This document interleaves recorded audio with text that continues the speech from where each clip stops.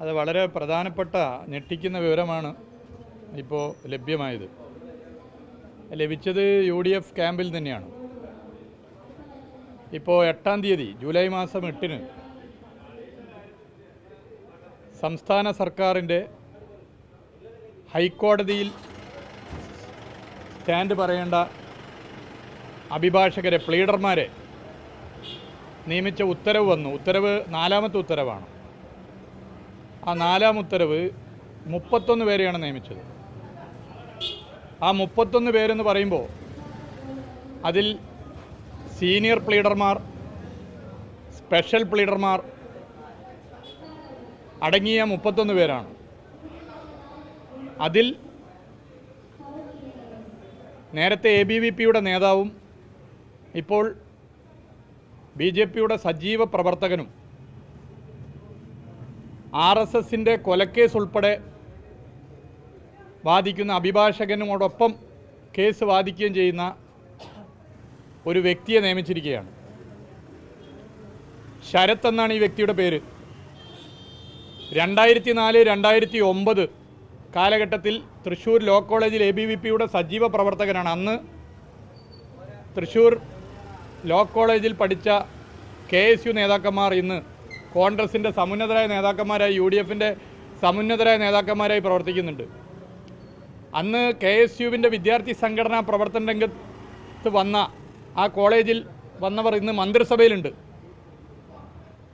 അപ്പോൾ ആ കാലഘട്ടത്തിൽ ABVPയുടെ സജീവ പ്രവർത്തകനായ ഈ വ്യക്തിയെ എങ്ങനെയാണ് മുഖ്യമന്ത്രി നേരിട്ട് കൈകാര്യം ചെയ്യുന്ന നിയമവകുപ്പിൻ്റെ ഭാഗമായുള്ള ഹൈക്കോടതിയിലെ ഗവൺമെൻറ്റിൻ്റെ പ്ലീഡർമാരെ നിശ്ചയിക്കുന്ന പട്ടികയിൽ ഇടം കണ്ടെത്തിയത്? വളരെ ഗൗരവമുള്ള വിഷയമാണ്. നമുക്കറിയാം, സംഘപരിവാറിൻ്റെ ഉത്തരവാദിത്തപ്പെട്ട സംഘടന മുഖ്യമന്ത്രിയെ കണ്ട് നിവേദനം നൽകിയ ഫോട്ടോ ഇന്ന് സോഷ്യൽ മീഡിയയിൽ വലിയ നിലയിലേക്ക് വൈറലാണ്. കഴിഞ്ഞ 10 കൊല്ലം ഇത്തരത്തിലുള്ള മതവർഗീയത ഉയർത്തിപ്പിടിക്കുന്ന, മതരാഷ്ട്രവാദം ഉയർത്തിപ്പിടിക്കുന്ന സംഘപരിവാർ നേതാക്കന്മാർ കേരളത്തിൻ്റെ മുഖ്യമന്ത്രിയുടെ ഓഫീസ് നിരങ്ങിയിട്ടില്ല. 10 കൊല്ലത്തെ കണക്കെടുത്ത് പരിശോധിച്ചാൽ നമുക്ക് കാണാം. എന്നാൽ ഈ ഗവൺമെൻറ് വന്ന് 2 മാസം തികയുന്നതിനിടയിൽ തന്നെ സംഘപരിവാറിൻ്റെ നേതാക്കന്മാർ ഒറ്റക്കും കൂട്ടായും മുഖ്യമന്ത്രിയെ കാണുകയും അവിടെ സമയം ചെലവഴിക്കുകയും ചെയ്യുന്ന സ്ഥിതിയാണുള്ളത്. ഇങ്ങനെയുള്ളൊരു പശ്ചാത്തലത്തിലാണ് സർക്കാരിന് വേണ്ടി കേസ് വാദിക്കാൻ വേണ്ടി നിശ്ചയിക്കപ്പെടുന്ന പ്ലീഡർമാരുടെ പട്ടികയിൽ BJPയുടെ സജീവ പ്രവർത്തകൻ, ABVPയുടെ മുൻ നേതാവ്, RSSൻ്റെ കൊലക്കേസ് ഉൾപ്പെടെ വാദിക്കുന്ന അഭിഭാഷക പട്ടികയിലുള്ള ഒരു വ്യക്തിയെ VD സതീശൻ എന്ന നിയമവകുപ്പ് കൈകാര്യം ചെയ്യുന്ന കേരളത്തിൻ്റെ ബഹുമാനപ്പെട്ട മുഖ്യമന്ത്രി ഉൾപ്പെടുത്തിയിട്ടുള്ളത്. ഇത് ഗൗരവമേറിയ പ്രശ്നമായിട്ടാണ് ഞങ്ങൾ കാണുന്നത്. ഇത് പൊതുവേ ഈ 2 മാസത്തിനിടയിൽ നിരവധി സംഭവങ്ങൾ നമ്മൾ കണ്ടു, ഇതുപോലുള്ള സംഭവങ്ങൾ കണ്ടു. ആ നിരവധി സംഭവങ്ങളുടെ പട്ടികയിൽ പെടുത്തുന്ന ഒരു പ്രധാനപ്പെട്ട വിഷയമാണ് എന്താണിതിൽ കോൺഗ്രസിൻ്റെ നിലപാട്, എന്താണിതിൽ AICCയുടെ നിലപാട്, എന്താണിതിൽ അക്കാലഘട്ടത്തിൽ KSUവിനെ കേരളത്തിൽ നയിച്ച് ഇന്ന് മന്ത്രിസഭയിൽ ഉൾപ്പെടെയുള്ള മന്ത്രിമാരുടെ നിലപാട് എന്നറിഞ്ഞാൽ കൊള്ളാം.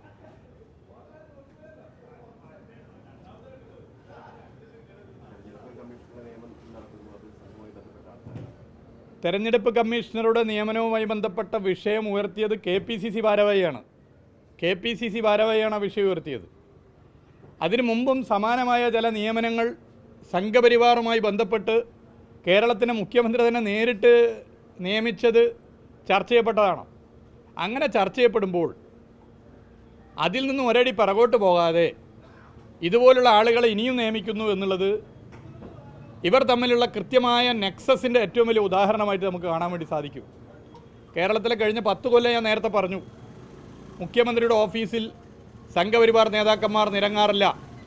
എന്നാൽ ഈ 2 മാസത്തിനിടയിൽ നമ്മളിത് കാണുന്നു. ഇപ്പോൾ ഏറ്റവും ലേറ്റസ്റ്റായി സോഷ്യൽ മീഡിയയിൽ നമ്മൾ തീവ്ര വർഗീയത ഉയർത്തിപ്പിടിക്കുന്ന ഒരു പ്രസ്ഥാനത്തിൻ്റെ നേതാക്കന്മാർ മുഖ്യമന്ത്രിയുമായി ചിരിച്ച് സംസാരിച്ച് പോകുന്ന രംഗം നമ്മൾ കണ്ടു. അപ്പോൾ നേരത്തെ 10 കൊല്ലം ഇവർക്ക് പോകാൻ തോന്നാത്ത മുഖ്യമന്ത്രിയുടെ ഓഫീസിൽ UDF ഗവൺമെൻറ് വന്ന് പുതിയ മുഖ്യമന്ത്രി വന്നപ്പോൾ എങ്ങനെ പോകാൻ തോന്നുന്നു? ഇത് ഗൗരവമായ വിഷയമാണ്. ഇതിനോട് കൂട്ടിച്ചേർത്ത് വേണം ഇത്തരം പ്ലീഡർമാരുടെ നിയമനം. പ്ലീഡർ എന്ന് പറഞ്ഞാൽ ഒരു സർക്കാരിൻ്റെ ശബ്ദമാണ്. ജുഡീഷ്യറിയിൽ ഒരു ഗവൺമെൻറ്റിൻ്റെ വോയിസാണ് പ്ലീഡർ. അവിടെ ഇതുപോലുള്ള BJPയുടെ ഉത്തരവാദിത്തപ്പെട്ടവരെ നിയമിക്കുന്നതിലൂടെ വളരെ ഗൗരവമേറിയ ഒരു പ്രശ്നമായി ഇത് കാണേണ്ടതുണ്ട്. ഇതിൽ മുഖ്യമന്ത്രി മറുപടി പറയണം. അന്നത്തെ ഇദ്ദേഹം ABVP നേതാവായപ്പോൾ KSUവിൻ്റെ നേതാക്കന്മാരായി ഇന്ന് മന്ത്രിസഭയിൽ ഇരിക്കുന്നവർ ഇതിൽ മറുപടി പറയണം. KPCC ഇതിനകത്ത് മറുപടി പറയണം. AICC ഇതിൽ നിലപാട് വ്യക്തമാക്കണം.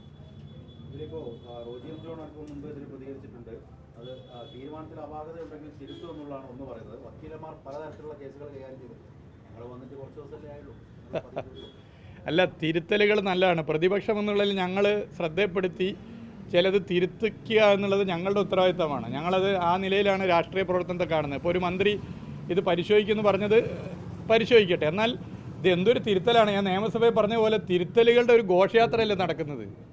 ഇങ്ങനെയുണ്ട് തിരുത്തൽ. ഓരോ ദിവസവും ഈ 2 തിരുത്തലാണ്. ഞങ്ങൾക്ക് നിങ്ങൾ എല്ലാ ദിവസവും കാണേണ്ട സ്ഥിതിയിലേക്ക് എത്തുകയാണ്. നമ്മൾ എടുത്ത് പരിശോധിച്ചാൽ കാണാമല്ലോ. വന്ദേ മാതരം ഗവൺമെൻറ്റിൻ്റെ സത്യപ്രതിജ്ഞ ചടങ്ങിൽ എല്ലാ ഈരടികളും പാടി ഞങ്ങൾ ആ വിഷയം മുന്നോട്ട് കൊണ്ടുവന്നു. പിന്നീട് നിയമസഭയിൽ അത് തിരുത്തി. നല്ല കാര്യം. അവിടെ നിന്ന് ഇങ്ങോട്ട് പരിശോധിച്ചാൽ കാണാം. മത്സ്യത്തൊഴിലാളികൾ ട്രോളിംഗ് നിരോധനം ജൂൺ മാസം 10-ന് ട്രോളിംഗ് നിരോധനം ആരംഭിച്ച് ജൂലൈ 31 വരെ എന്ന് പ്രഖ്യാപിച്ചു. ജൂൺ 25 കഴിഞ്ഞ് ഞങ്ങൾ മന്ത്രിയെ കണ്ട് നിവേദനം നൽകി. എല്ലാ കൊല്ലവും കഴിഞ്ഞ 10 കൊല്ലമായി ട്രോളിംഗ് നിരോധന ഘട്ടത്തിൽ സൗജന്യ റേഷൻ കൃത്യമായി ഗവൺമെൻറ് മത്സ്യത്തൊഴിലാളികൾക്ക് നൽകാറുണ്ട്. അത് അവരുടെ അവകാശമാണ്. അത് നൽകിയിട്ടില്ല എന്ന് ഞങ്ങൾ ഉന്നയിച്ചു. പഞ്ഞമാസ ധനസഹായം നൽകിയിട്ടില്ല എന്നുള്ള വിഷയം ഉന്നയിച്ചു. അത് തിരുത്തും എന്ന് പറഞ്ഞിരിക്കുകയാണ്. എന്നാൽ മത്സ്യത്തൊഴിലാളികളുടെ പല പ്രശ്നങ്ങളും തിരുത്തിയിട്ടില്ല. ഓരോ വിഷയം നിങ്ങളെടുത്തു. ആരോഗ്യമേഖല വിഷയം, ഈ കോഴിക്കോട് DM ഉണ്ടായിരുന്നോ? DMO കോഴിക്കോടില്ല, പല ജില്ലകളിലുമില്ല എന്നുള്ള വിഷയം ഞങ്ങൾ സഭയിൽ ഉന്നയിച്ചു. അവസാനം തിരുത്തി. ഇങ്ങനെ തിരുത്തുന്നത് നല്ല തന്നെ. പക്ഷേ തിരുത്താനായി തെറ്റ് ചെയ്യണോ? ഞങ്ങൾ തെറ്റ് ചെയ്യും, പക്ഷേ നാളെ തിരുത്തിക്കോളാം എന്ന് തോന്നുന്ന നിലയിൽ തെറ്റ് ചെയ്യുന്നത് ശരിയാണോ? ഇപ്പോൾ പ്രവാസികൾ കേരളത്തിൽ 40 ലക്ഷത്തോളം പ്രവാസികളുണ്ട്. ആ പ്രവാസികൾ വലിയ നിലയിലേക്ക് കേരളത്തിൽ ഇന്ത്യയിലേക്ക് അവർ കഠിനാധ്വാനം ചെയ്ത് ചോര നീരാക്കി ജോലി ചെയ്ത് വലിയ നിലയിലേക്ക് വരുമാനം തരുന്നു. ഇന്ത്യയിലേക്ക് വരുന്ന പ്രവാസികളുടെ അധ്വാനത്തിൻ്റെ ഭാഗമായുള്ള ഫണ്ടിലെ 15% മലയാളികളുടേതാണ്. അതാണ് അതിൻ്റെ പ്രത്യേകത. ഇവിടെ 96,000 പേർ പ്രവാസി പെൻഷൻ വാങ്ങുന്നുണ്ട്. ഈ 2 മാസം പെൻഷൻ കൊടുത്തിട്ടില്ല. കൃത്യമായി പ്രവാസി ക്ഷേമ ബോർഡിൽ അംശാദായം അടക്കുന്നു. പ്രവാസി ക്ഷേമ ബോർഡിന് ഫണ്ട് നൽകിക്കൊണ്ട് പെൻഷൻ നൽകാൻ ഗവൺമെൻറ് തയ്യാറാകുന്നില്ല. നോർക്കയെക്കുറിച്ചൊരു പരാമർശം പോലും ബഡ്ജറ്റിൽ ഉണ്ടായിട്ടില്ല. പ്രവാസി വകുപ്പും കൈകാര്യം ചെയ്യുന്നത് കേരളത്തിൻ്റെ മുഖ്യമന്ത്രിയാണ്. ഗൗരവമുള്ള വിഷയമല്ലേ? ഞങ്ങളിത് ഉന്നയിക്കുന്നു. ഈ തെറ്റെന്നാ തിരുത്തുക? ഇപ്പോൾ ഈ വിഷയം ഞങ്ങൾ കഴിഞ്ഞ 1 മാസമായിട്ട് ഉന്നയിച്ചുകൊണ്ടിരിക്കുകയാണ്. 2 മാസമായി പെൻഷനില്ല. ഈ തെറ്റ് എന്നാണ് തിരുത്തുക എന്നുള്ളതിൻ്റെ ഡേറ്റ് കൂടി ഒന്ന് അറിയിച്ചാൽ നല്ലതാണ്.